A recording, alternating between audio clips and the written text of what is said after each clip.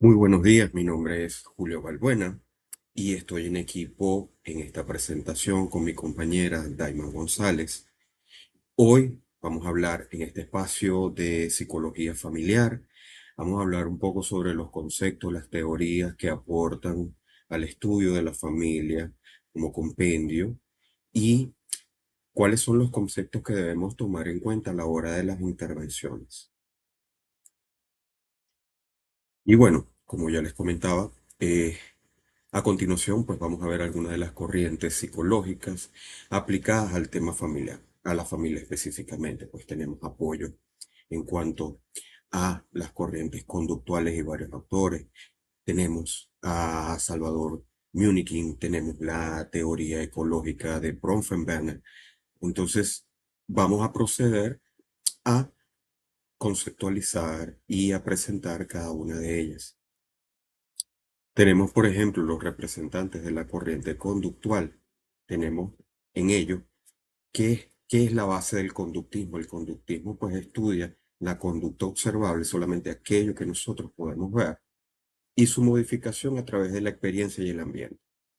Tenemos el concepto muy importante de Skinner, que es el condicionamiento operante, y explicó cómo el refuerzo y castigo moldean la conducta mediante el condicionamiento operante. Por otro lado, también tenemos que dentro del aprendizaje social familiar tenemos a Albert Bandura, quien destacó que las personas aprenden observando modelos significativos, especialmente en la familia. Esto a través del modelaje, por supuesto. El moldeo de la conducta familiar, que es un punto bastante importante. ¿Ok? Las rutinas, las reglas y las recompensas en el hogar, los hábitos y las respuestas emocionales de la familia.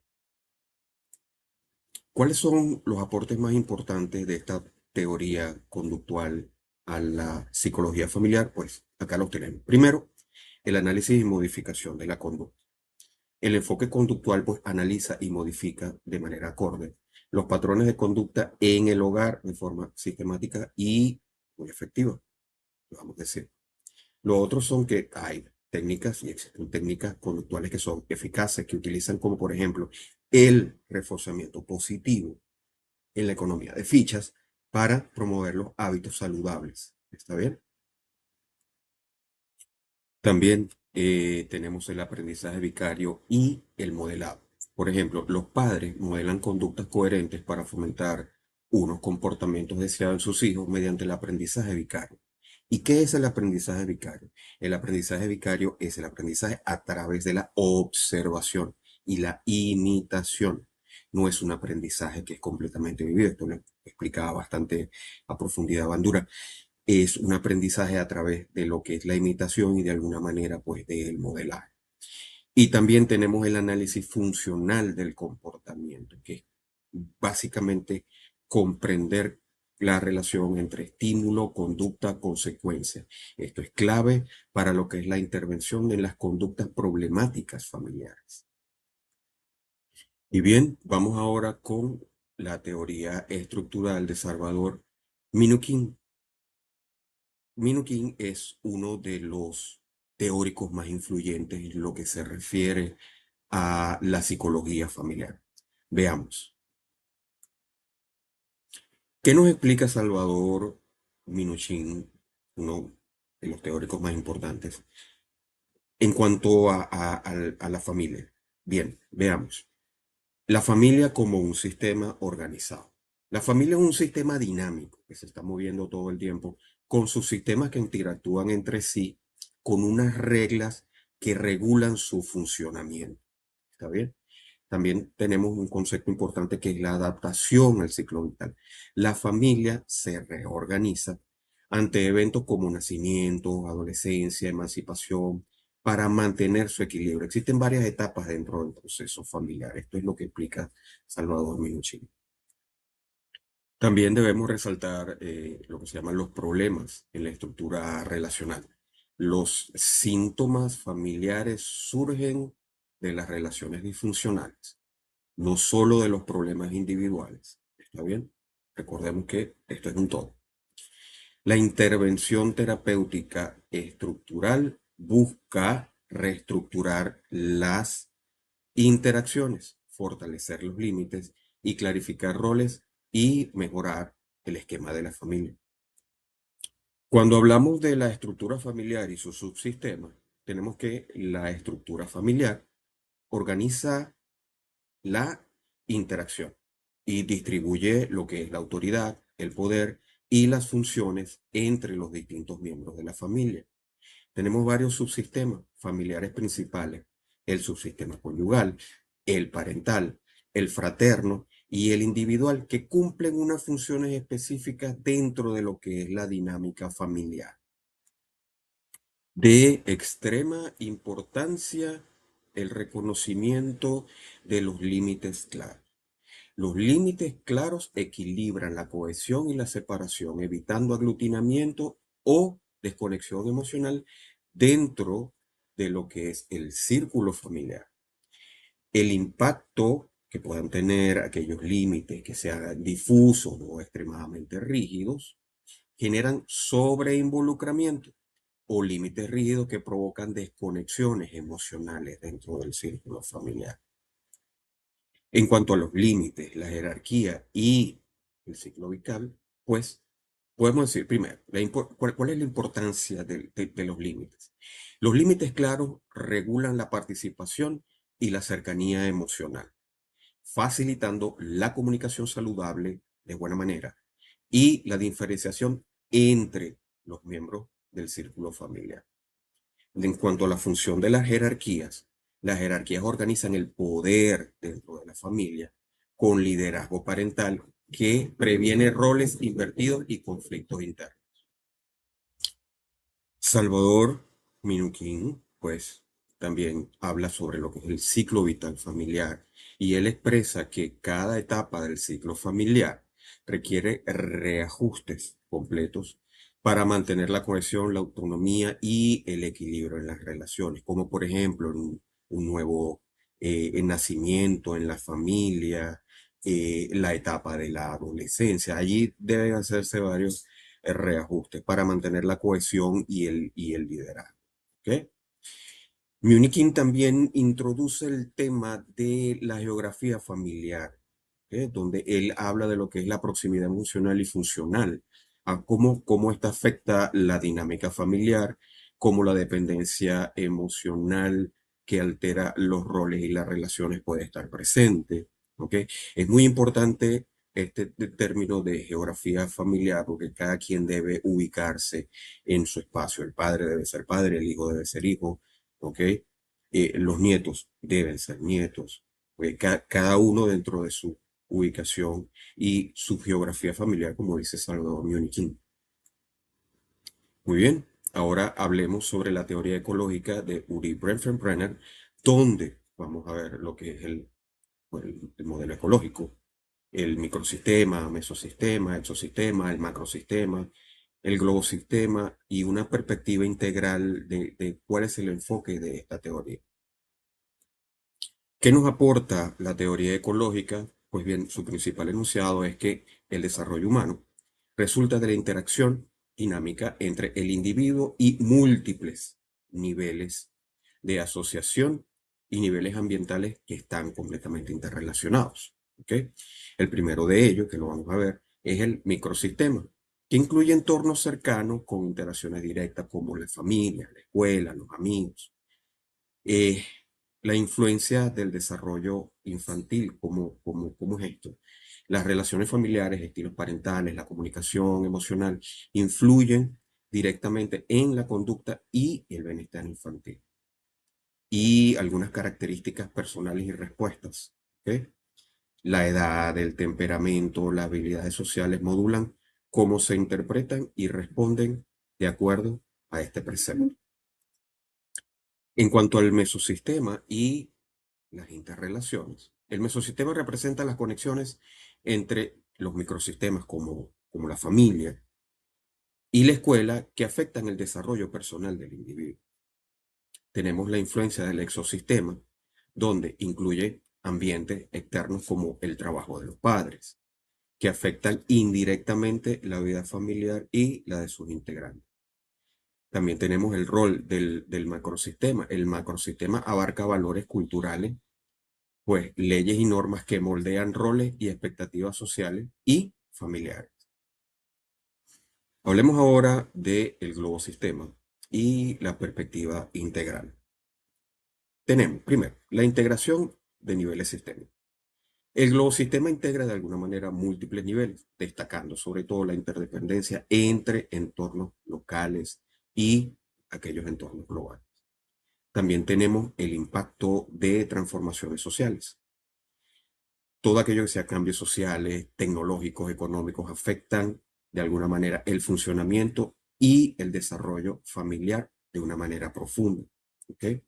La reciprocidad entre sistemas.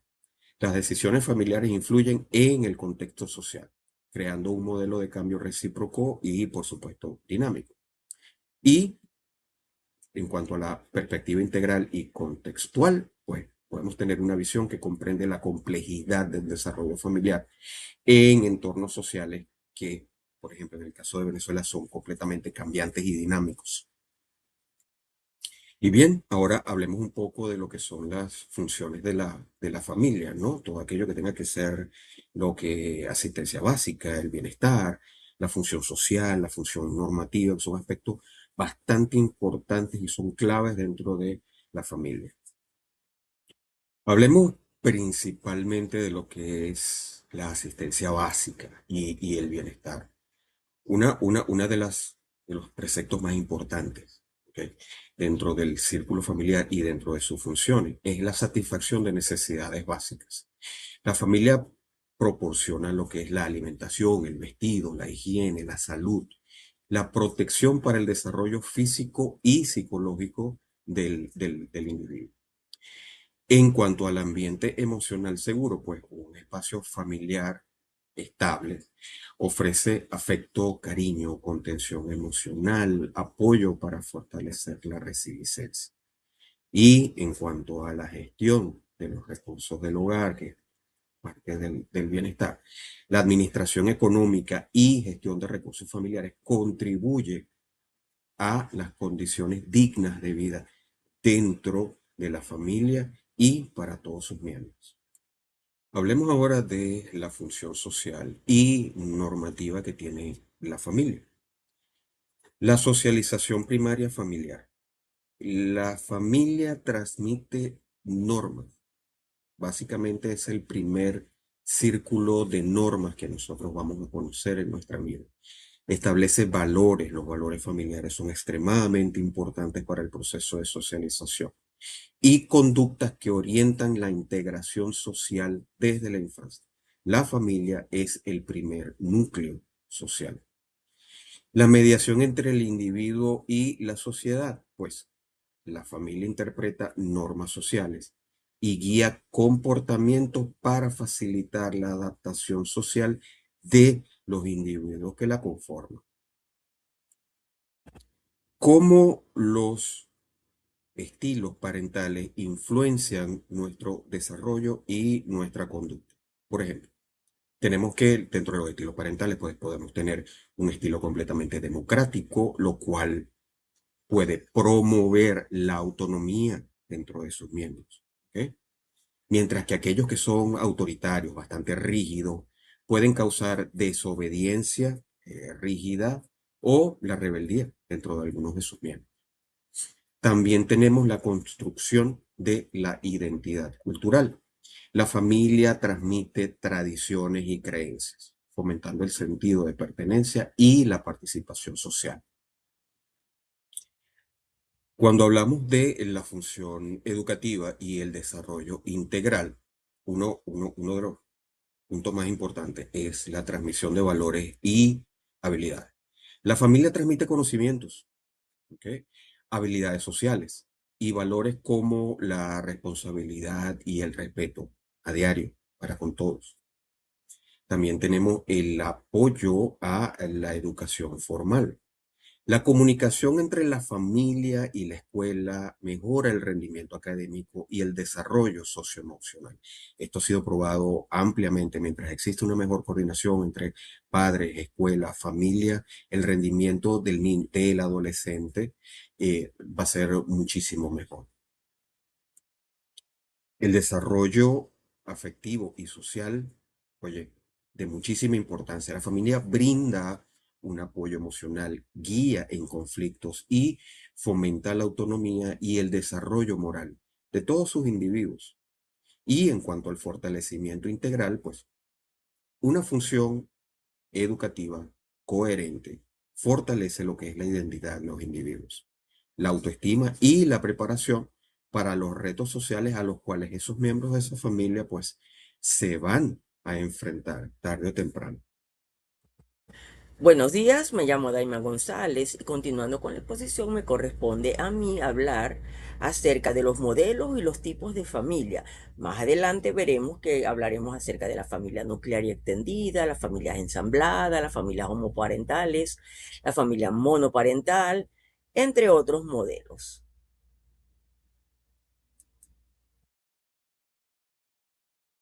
Comencemos a hablar entonces de lo que es la familia nuclear. Es aquella familia que está compuesta por dos progenitores, conformando el modelo tradicional en muchas sociedades de lo que se constituye como una familia.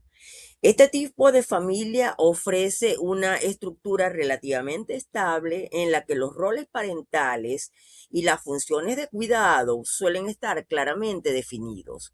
Como podemos ver en la lámina, cuando hablamos de cohesión y comunicación, tenemos que decir que entre sus miembros se puede facilitar el desarrollo emocional y social de los hijos, pero no obstante, su funcionabilidad depende de la cantidad de las relaciones y del cumplimiento adecuado de las funciones familiares.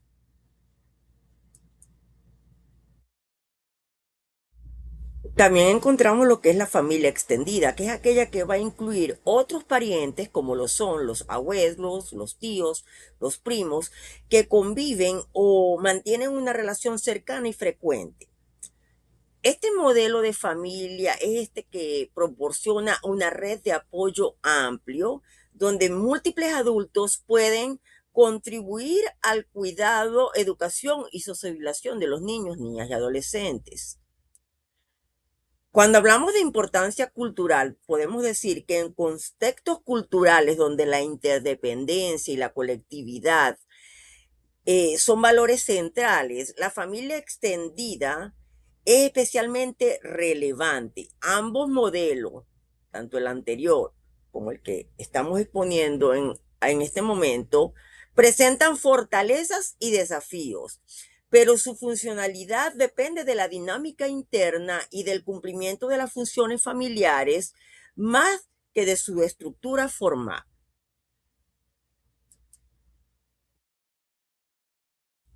Asimismo, tenemos lo que se conoce como familias ensambladas, que son aquellas que se forman cuando uno o ambos miembros de una nueva pareja aportan hijos de relaciones previas, generando una estructura un tanto compleja en la que se integran múltiples subsistemas familiares. Hay que decir que este tipo de familias enfrenta desafíos particulares, como podemos ver acá en la lámina, con la adaptación a nuevos roles parentales, la convivencia entre hijos de diferentes núcleos y la coordinación entre progenitores biológicos y padrastros o madrastras, como coloquialmente se les conoce. La comunicación abierta y los límites claros son esenciales para facilitar la integración. Las familias homoparentales compuestas por dos madres o dos padres han sido ampliamente estudiadas y los resultados indican que los hijos criados en estos hogares o en estas familias presentan un desarrollo emocional, social y cognitivo equivalente al de los niños de familias heteroparentales. Investigaciones señalan que la calidad de la relación parental y la estabilidad emocional y el apoyo afectivo son factores eh, mucho más determinantes que la orientación sexual de los progenitores. Este tipo de familia, como vemos acá en la lámina, presenta desafíos derivados muchas veces de estigmas sociales o perjuicios, o prejuicios culturales. pero su capacidad de funcionamiento, crianza efectiva, está plenamente documentada a lo largo del tiempo.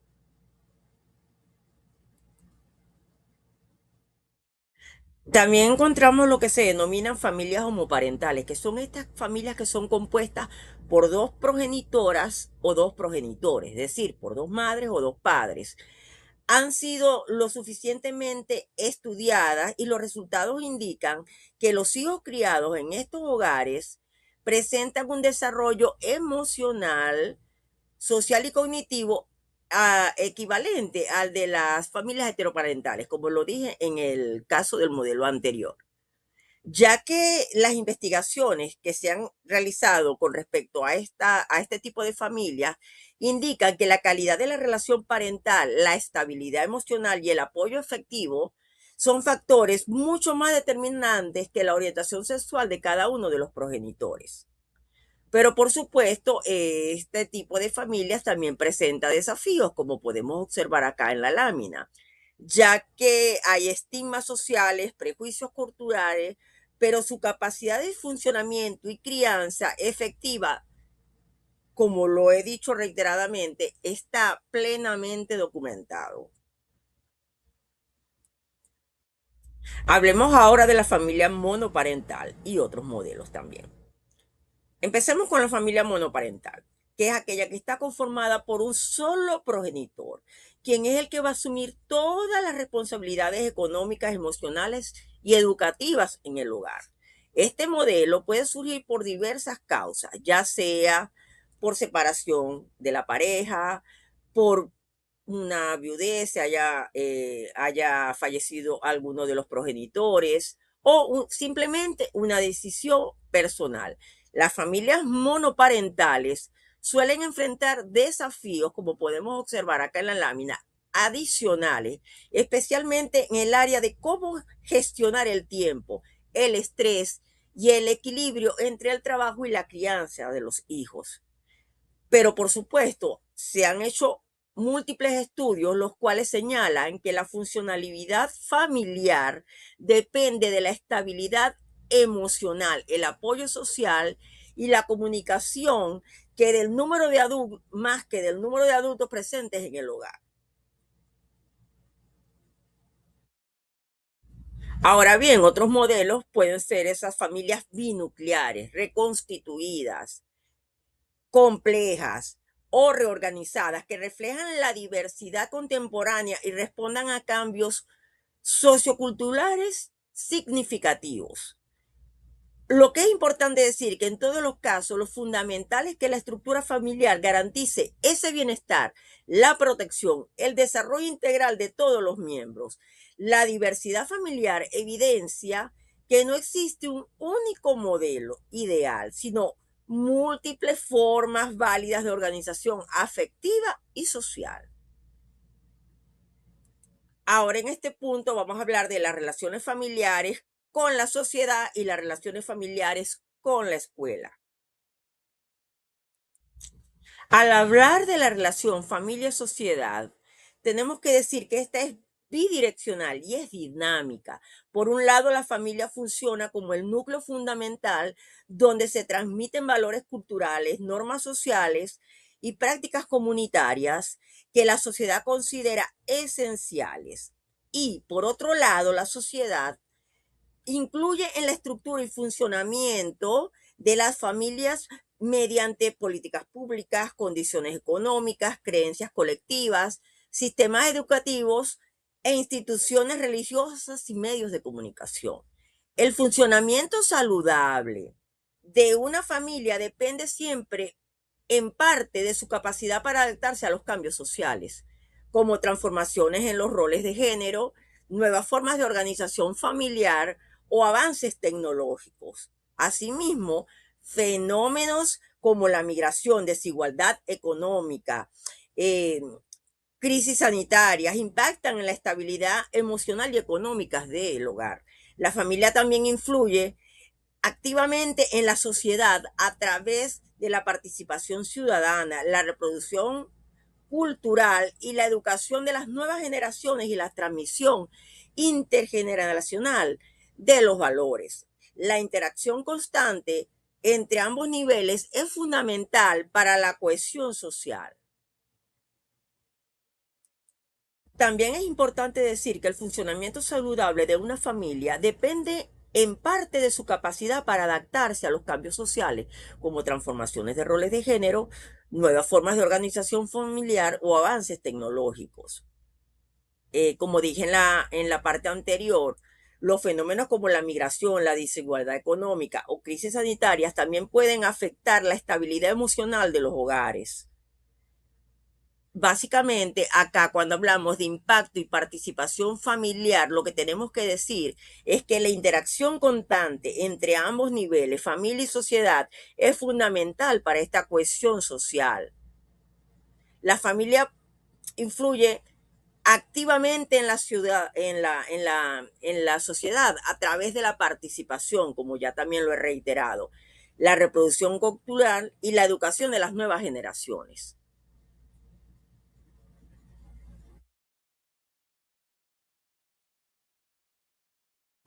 Cuando hablamos de la importancia de la conexión familiar escolar, tenemos que decir que esta conexión es esencial para el desarrollo académico y socioemocional de los niños, niñas y adolescentes, ya que la escuela va a complementar ese proceso educativo iniciado en el hogar y la familia va a proporcionar el apoyo necesario para reforzar esos aprendizajes escolares.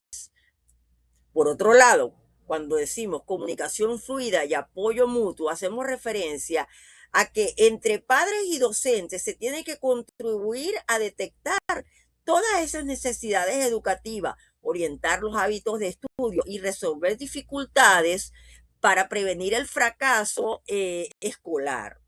Una relación sólida entre ambos contextos va a favorecer, por supuesto, la coherencia entre los estilos educativos, permitiendo que las normas y expectativas transmitidas sean consistentes, lo cual sería clave para un desarrollo equilibrado.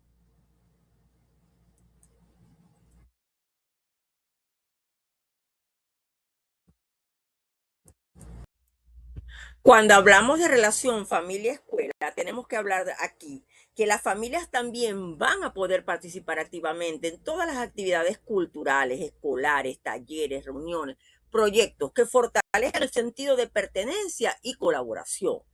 Y por su parte, la escuela también debe reconocer esa diversidad familiar y adaptar sus estrategias comunicativas a las características culturales, tecnológicas y sociales de cada hogar. Cuando hablamos de adaptación a la diversidad familiar, tenemos que decir que en conjunto la alianza familia-escuela va a constituir un factor protector para que se promueva la inclusión, la continuidad educativa y el bienestar emocional de los estudiantes. Como conclusión podemos decir, y no menos importante, que nuestra legislación en Venezuela, como la Ley Orgánica para la Protección de Niños, Niñas y Adolescentes, nuestra Ley de Educación, promueven la relación familia-escuela. Hay una corresponsabilidad entre familia, escuela y sociedad. Es un principio. También tenemos que decir que la familia se encuentra regulada en lo que es esta ley orgánica para la protección de niños, niñas, adolescentes. Y los niños, niños adolescentes, a su vez, entre muchos derechos, tienen derecho a ser criados en una familia de origen. Muchísimas gracias. Julio.